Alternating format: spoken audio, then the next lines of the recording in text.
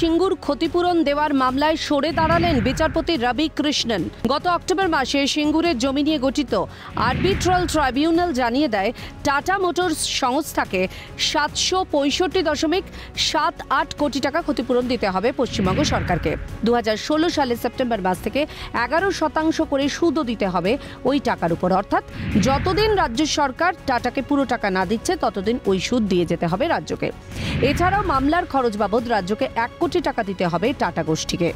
সেই নির্দেশকে চ্যালেঞ্জ করে কলকাতা হাইকোর্টে যায় রাজ্য। কিন্তু এই প্রথম নয়, এই মামলা থেকে এর আগেও ব্যক্তিগত কারণ দেখিয়ে সরেছেন বিচারপতি মৌসুমী ভট্টাচার্য, বিচারপতি রাজাশেখর মান্থা। এবার একইভাবে বিচারপতি রবি কৃষ্ণনের সরে যাওয়ায় গুঞ্জন হাইকোর্টের অন্দরে। 2006 সাল বিধানসভা ভোটে বামেদের বিপুল জয়। মুখ্যমন্ত্রী হন বুদ্ধদেব ভট্টাচার্য। মুখ্যমন্ত্রী হয়ে তিনি জানিয়েছিলেন সিঙ্গুরে তৈরি হবে টাটাদের 1 লাখি মোটর গাড়ি কারখানা।